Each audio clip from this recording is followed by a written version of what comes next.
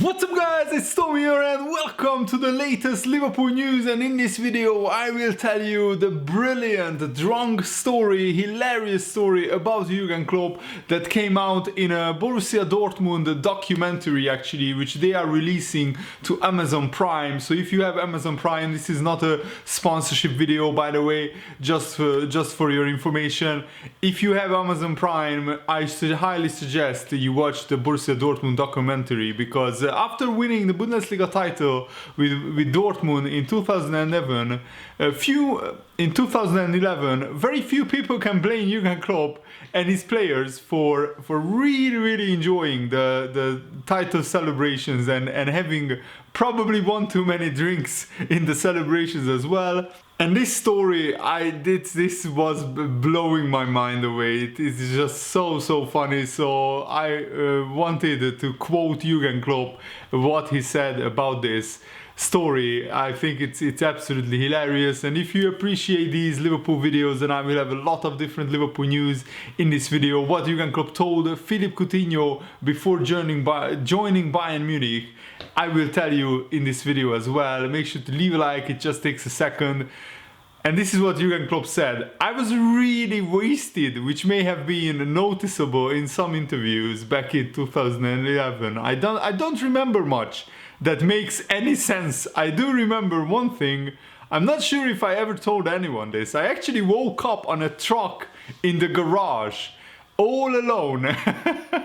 Oh my goodness, that is hilarious. I remember that, and I have no idea about the hours before that, what actually happened. I woke up, I climbed out of the truck and found myself in a big factory hall. So this was probably in a German rural area with a big factory, and this is where Jurgen Klopp found himself in a truck all alone, drunk, after a title celebration. I mean, imagine the thoughts that came through his head that day. And what happened is a mystery, and how his players and his fellow staff left him there is also a mystery. And this is what Jurgen Klopp said: "I woke up, I climbed out of the truck and I found myself. And then I walked across the yard and I saw the silhouette of a man. So I whistled, because I can whistle quite loudly, and I noticed the silhouette slowed down a little. So I waited and I saw Aki Watzke, who was also a Dortmund employee. He was the Dortmund CEO actually, Hans-Joachim Watzke, and that is, wow, that is a ride that they will never forget, because this is what happened." So Jurgen Klopp continued: "So Aki Watzke and we were the only two people on this huge ride. Aki held up on an old Mercedes on the road. It was a Turkish person in a station wagon. And Aki says, 'Tell us to the Italian.' 'No, I won't drive you there.' So Aki reaches into his pocket, he finds 200 euros and says, 'You will.' He sees the money and says, 'Okay.'" So he basically, Jurgen Klopp is saying here that Aki Watzke gave 200 euros to that Turkish guy who was probably working at the factory in some capacity, maybe as a driver. And they actually just told him to drive them into the town. Aki sits in front, I sit in the back in the station wagon. I kept slamming my head into the side. I was a little tired and I kept hearing cluck cluck cluck. What's going on here? I thought I dreamed it, but I didn't. The trunk was full of chickens." What on earth? So Jurgen Klopp, being really hungover, half drunk, got into a station wagon, and he was in the trunk with a lot of chickens. What a story! I mean, that is hilarious, honestly. And I just love this story, and I just had to tell you guys because I found it hilarious. And I think nobody can really blame Jurgen Klopp for it, because winning the title with Dortmund was such a huge achievement, and that was the first major trophy won in Jurgen Klopp's career. And also to win the title ahead of Bayern Munich, just a few years after Dortmund almost went bankrupt and they had to actually borrow money from Bayern Munich and other clubs, was a monumental achievement. So I don't blame a young Jurgen Klopp to really celebrate it out and have a good time and maybe drink one too many beers. I don't condone that, so don't never ever get that drunk that you don't remember what happened the previous day. But this is just a hilarious story that I wanted to tell you about. And actually, Jurgen Klopp in another interview revealed that Philippe Coutinho called him and asked for his advice, what he should do in his career before joining Bayern Munich. And this is what Jurgen Klopp said regarding the January. So Jurgen Klopp actually revealed that Liverpool would have definitely been interested in signing Coutinho back, but he was out of our price range. This is what Jurgen Klopp said, and I quote, "It may sound strange, but we didn't have enough money to get him. We had already spent all the money we got for Coutinho. I've already told him in person that he and Bayern Munich will be a good fit. And it's not so good for Dortmund. I hope Dortmund will win the title again, because it's getting boring with Bayern Munich winning the Bundesliga every year. But Dortmund have an amazing team, and other teams like Bayer Leverkusen, Borussia Mönchengladbach and RB Leipzig are also interesting teams, and a lot can happen in the Bundesliga. So I think this is not meant to be a literal way of saying that Liverpool didn't have the money to take Coutinho on loan. I think Jurgen Klopp is talking about a permanent transfer.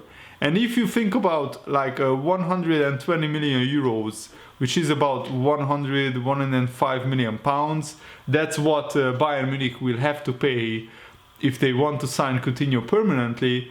At the moment, this summer, Liverpool didn't have that amount of money. We already spent 250 million pounds in the past 18 months on transfers, and Liverpool couldn't afford to spend another 120 million. Would it have been possible to sign Coutinho on loan for Liverpool? Definitely, but I think Jurgen Klopp didn't want to just bring him in for one season and then Coutinho leaves, and the loan would have cost Liverpool about 20 million pounds, which, I will be honest, for 1 year I'm not sure if it's worth the money. And I think at Bayern definitely will have the funds to sign Coutinho permanently when his loan spell expires. It all depends on Coutinho and how well he does at Bayern Munich, in my opinion. In another news, Liverpool, we're talking about Liverpool's 2020 summer transfer plans and even the January transfer window.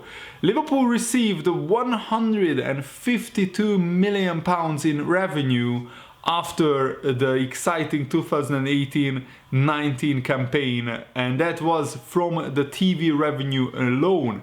Manchester City was the only other side in Europe to break the 150 million pound mark in terms of revenue earned from TV appearances. And according to Swiss Ramble, the newspaper, Liverpool earned more TV revenue than any other side in the world, and this will only go on to further strengthen Liverpool's growing reputation as one of the best teams and clubs on the continent. And yes, Jurgen Klopp decided against signing any player, but I think we are gearing up for a massive transfer window next summer. I think this will be Liverpool's strategy, to go big in one transfer window and then to lay low a little bit in the next one. And I think we are keeping an eye on Jadon Sancho, Kai Havertz, and even Kylian Mbappe. With these kind of revenue streams that Liverpool are getting, it's not unthinkable totally for Liverpool to try actually getting Kylian Mbappe. But Jadon Sancho and Kai Havertz is definitely on the radar for Liverpool, and I will make more videos on them as the story breaks, if we are making any moves for them for the January transfer window. But next summer, I think those two will be the key Liverpool transfer targets. Not only did Liverpool make money from transfers this summer, but they have also earned a lot of money from commercial revenue, TV revenue, and also from UEFA and the Premier League for the Champions League winning season and for finishing second in the Premier League. Liverpool got a lot of money. I think this was the biggest success, the most financial success that Liverpool have ever had in terms of overall revenue in one single season. The 18-19 season was absolutely record-breaking, and I'm really happy with that. Wijnaldum actually revealed recently in an interview that Jurgen Klopp asked him about Virgil van Dijk as early as 2016, when Wijnaldum was about to sign for Liverpool. Jurgen Klopp inquired about Van Dijk, so this shows that Van Dijk was, on Jurgen Klopp's radar on his transfer list. This is what Wijnaldum said. Before I even joined Liverpool, I had a meeting with Jurgen, and during our talks, he asked me about Virgil van Dijk. I had always rated Virgil very highly, and my exact words to Jurgen were, he is going to make the defense a lot better. So I was not surprised when Virgil won the UEFA Best Player award ahead of Messi and Cristiano Ronaldo. I actually expected him to win it. Virgil has had a blinder of a season and has been so successful. Nothing about him surprises me anymore.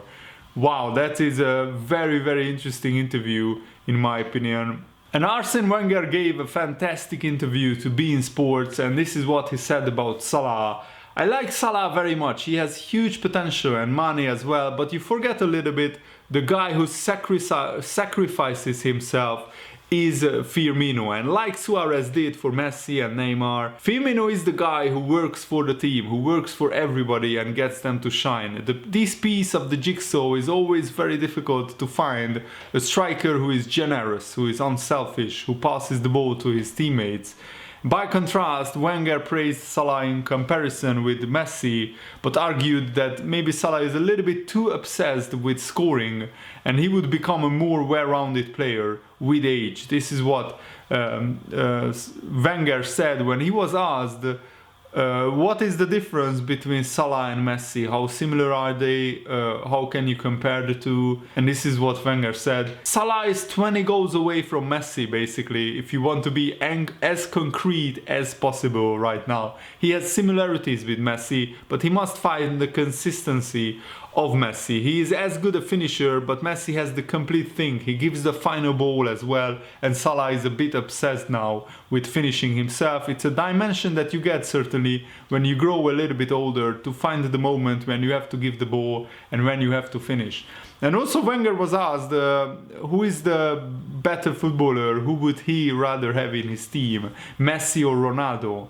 And he gave a fascinating answer. So he said that Messi is more of an artistic footballer and he is more of a creator as well as a finisher, while Ronaldo is just a pure finisher. And athletically, in athletic terms, Ronaldo is almost perfect. He's very strong and he is good at headers and he is brilliant at finishing. But Ronaldo doesn't get as many assists and he's not as natural as a footballer as Messi.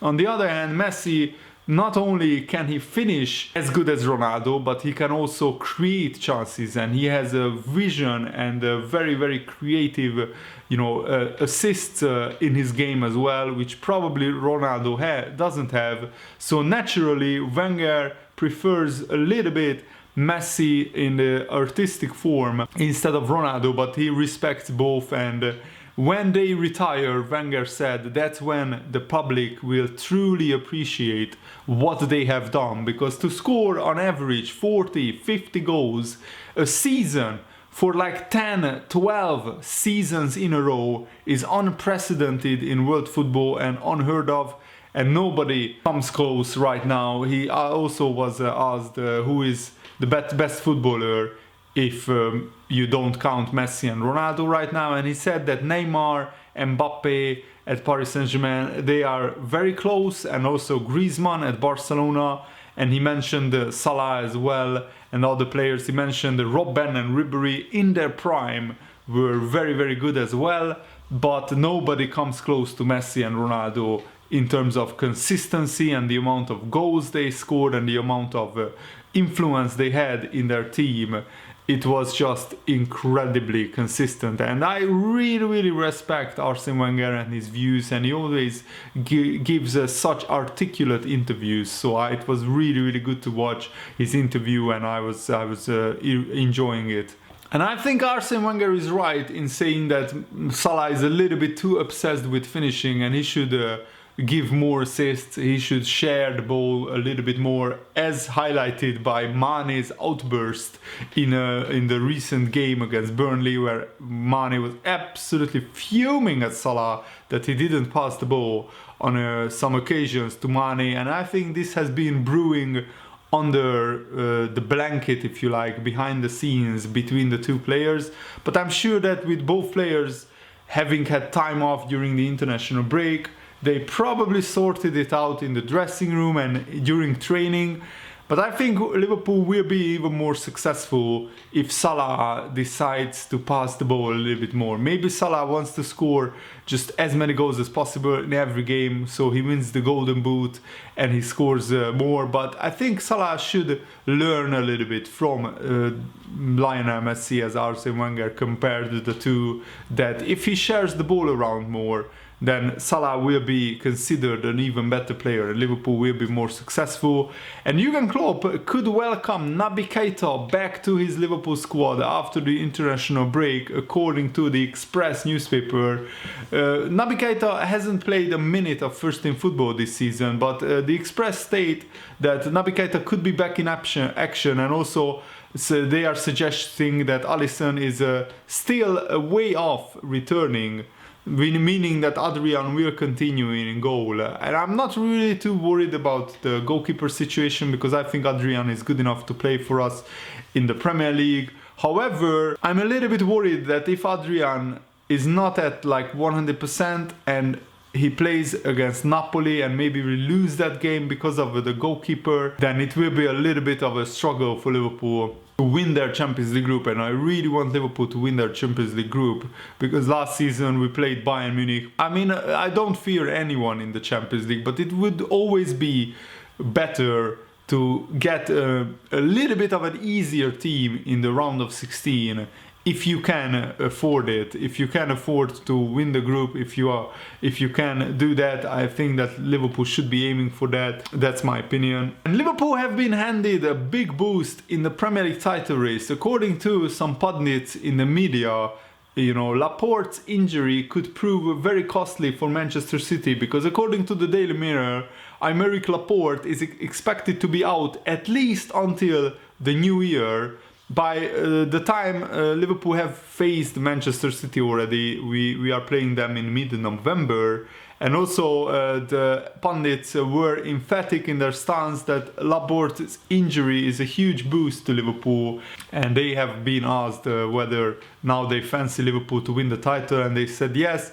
But Manchester City have incredible depth all over the pitch, and there is no doubt that probably the centre-back area is where they were the weakest, because Kompany left them, and now that Laporte is injured, they have Otamendi, they have John Stones, they have Kyle Walker, they have Fernandinho who can play there, but they are not natural centre-backs. And I think it will be fascinating to see how Manchester City copes with Leroy Sané being out for a long time and Laporte being out for a long time, so it will be a fascinating watch. And Liverpool also commented on the quality in the Champions League, and maybe that English teams won't dominate so much in the Champions League, even though everyone is expecting the English teams to dominate in Europe. Once again, this is what Jurgen